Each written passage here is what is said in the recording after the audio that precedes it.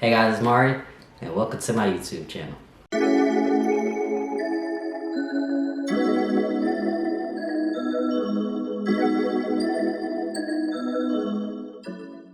Most of us may not know, but there were a few liberation riots right before Stonewall actually occurred.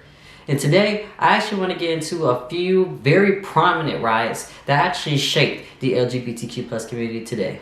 If you don't already know, after Christine Georgeson's infamous medical transition and sexual reassignment surgery back in Denmark of 1952, the presence of transgender people became worldwide. And to tag on to that as well, as we already know, a lot of trans individuals and as well as drag queens indulged in sex work back in the day as well, and they refer to this as hustling, which is still prominent to today's work.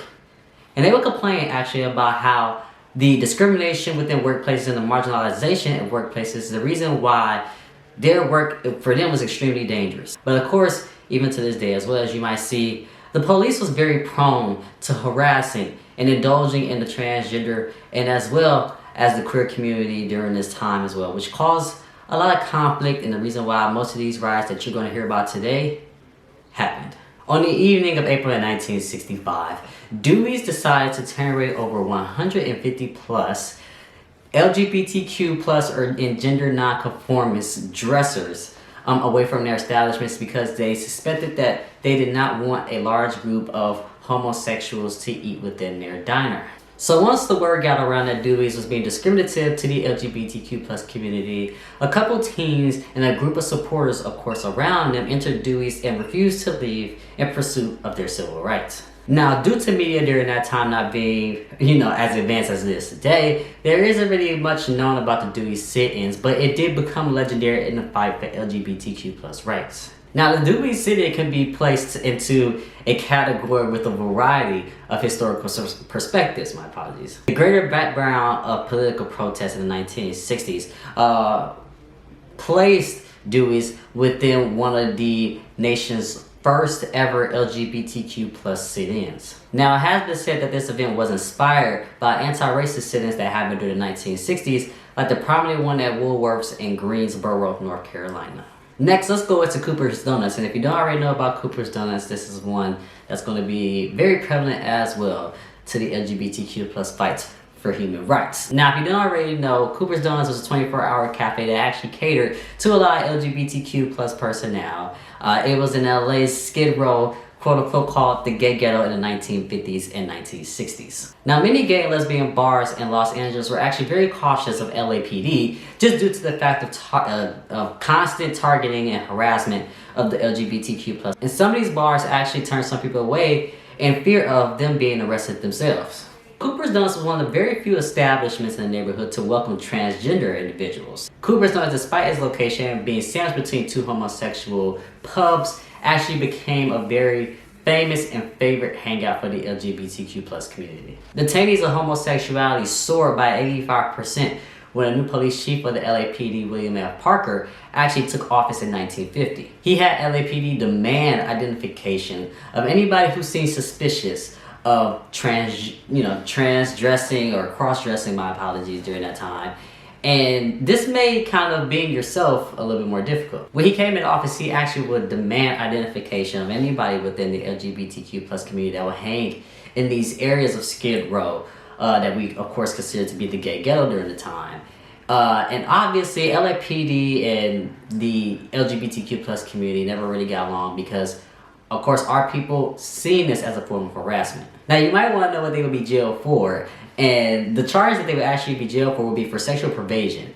And what that technically means is that if your dress didn't match the gender that was associated with any identification that you presented to the cops, you would be arrested for that. Now, let's go ahead and get back into Cooper's Donuts and let's tell you why these pervasions and these charges and this harassment of LAPD comes into place in 1959 in May. In May of 1959, LAPD actually ended up singling out 5 people. Following the ID checks of these 5 individuals, 2 of them being trans women, 2 of them were gay male sex workers, and 1 was a gay man, they actually ended up being detained. And during the time when they were being detained, the police are actually trying to fit them all in one car, but a bystander actually ended up protesting that they were being arrested for no reason at all. Now, due to the man being this brave soul of standing up for these individuals who were being arrested for no reason. It cited a quote-unquote mob of LGBTQ plus personnel, and once this mob kind of gathered around and surrounded the police car, they actually ended up grabbing whatever they possibly could and started throwing it at the police officers during this time. So the positive side of this, of course, is the cops fled without executing any arrests, and of course, the mob that ended up coming into place actually made a celebratory and released some of those frustrations that they had against LAPD during the time. As we already know, it continued as a back and forth with the LGBTQ plus community in LAPD, but Cooper's Donuts uprising actually is recognized within the United States as the very first documented instance of LGBTQ plus resisting police mistreatment during this time. Lastly, I want to go on Compton's Cafeteria, which actually took place in San Francisco's Tenderloin district in August of 1966. Now, the riot was actually a response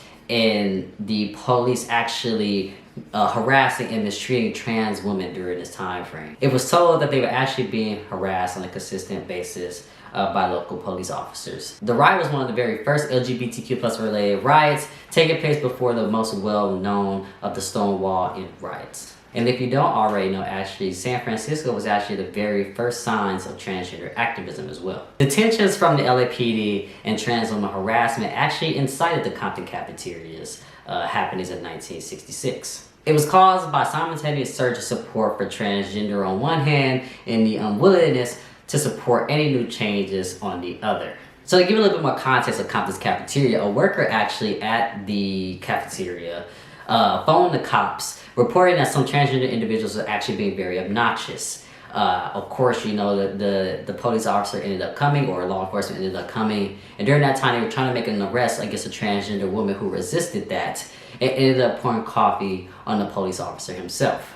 Or themselves. I don't know who, if it was a man or a woman, but they ended up pouring coffee on a police officer. And due to this transgender woman standing up so bravely to the police officer by pouring coffee on him, it actually incited the incident to continue to move forward by having those who were in support of this transgender woman by throwing whatever they possibly could at the police officer fighting back.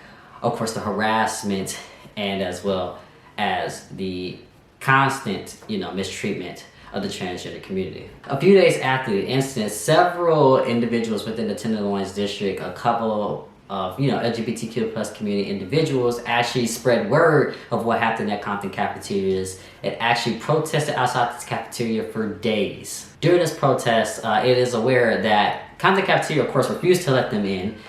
Really anybody that identified within the LGBTQ plus community, and with that it continued days and days of protest of not only damaging their property but as well as leading to the cafeteria to close a couple of years later. Protests against these denial of service and constant harassment was prominent within the LGBTQ plus community and especially within the trans community. All these riots that I specifically talked about were the forefront for trans people being harassed on a consistent basis. Now, all of these protests actually pioneered a lot of the rights that we currently have today, and we cannot take that for granted at all.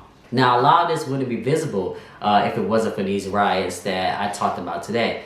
And honestly, we have to be able to give it up for our brothers and sisters who fought for our rights to be present and as well fight for us to be here today and all the rights that we currently have in order for me to make this video, this podcast, and as well as present all this information to you all as well. So with that being said, I'm going to go ahead and wrap up this video. I appreciate you all for tuning in to the second episode of the Transgender Plan in the visual setting. If you don't already know, the Transgender Plan is a go-to podcast of transgender history. You can find it on all of your streaming platforms. Right now it's available. I do have a new episode coming up this Sunday, and I will discuss that, of course, when you hear it on Sunday as well. So please stay tuned for that.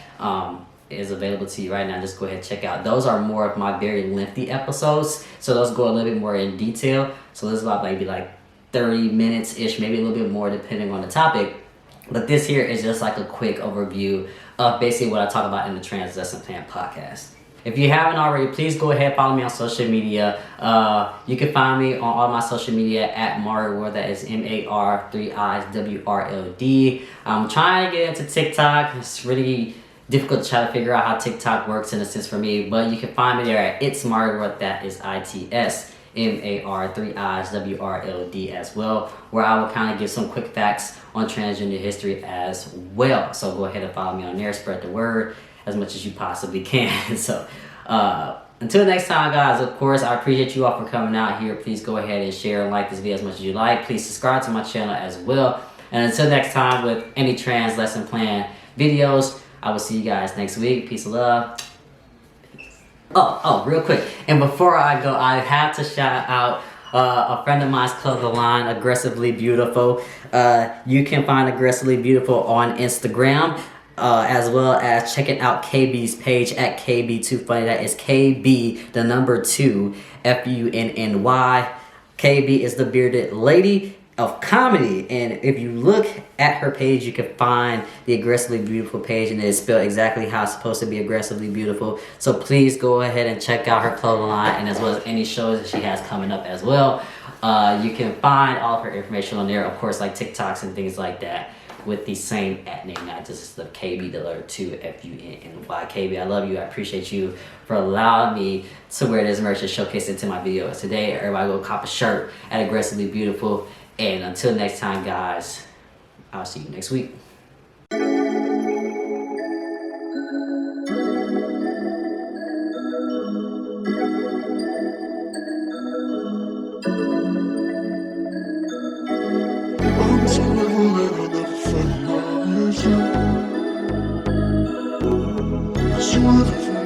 You